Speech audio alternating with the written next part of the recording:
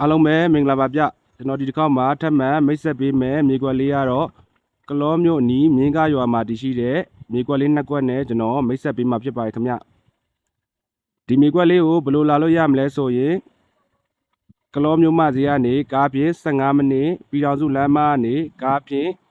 9မိနစ်ဝန်းကျင်နဲ့ဒီမြေကွက်လေးကိုရောက်ရှိမှာဖြစ်ပါတယ်ဒါလေးကတော့မြင်းကားရွာလမ်းမကြီးဖြစ်ပါတယ်ရွာလမ်းမကြီးမဲ့မေးတင်မှာဖြစ်ပါမယ်ခုမြင်နေရတဲ့မြေကွက်လေးဖြစ်ပါမယ်ခင်ဗျလမ်းကျဲတယ်လမ်းကောင်းတယ်လမ်းထမြင့်မယ်ပတ်ဝန်းကျင်ရှုခင်းလှပါမယ်ခင်ဗျဒီမြေကွက်လေးရဲ့အကျယ်ဆိုရင်သူကမျက်နှာစာပေ150အရှိအနောက်ပေ100အကျယ်မှာတည်ရှိရပါတယ်ပုံစံခွန်ရာမြေအမျိုးအစားဖြစ်ပါတယ်ခင်ဗျ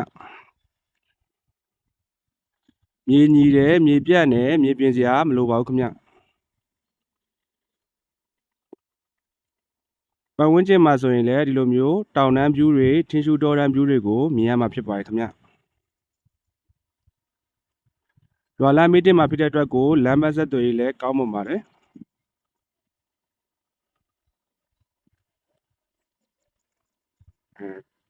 တစ်ဆက်တည်းလိုချင်နေဆိုရင်တော့ဒီဘက်ဘေးအကွက်ကလည်းရောင်းမှာဖြစ်ပါတယ်ဒီဘက်ဘေးအကွက်ဟာဆိုရင်သူကပေ100ပတ်လည်းဖြစ်ပါမယ်ခင်ဗျသူကလမ်းနှစ်ဖက်ပေါင်းတောင်းကွက်လေးဖြစ်မယ်သူ့ရဲ့ဘေးကက်ရက်မှာလည်းလမ်းတစ်လမ်းထပ်ရှိမယ်ခင်ဗျနှစ်ကွက်တွဲဆိုရင်တော့သူကမျက်နှာစာပေ250အရှိနောက်ပေ100အကျယ်မှာတရှိမှာဖြစ်ပါတယ်ပုံစံခွန်ရာမြင့်မျိုးစားပဲဖြစ်ပါတယ်ခင်ဗျ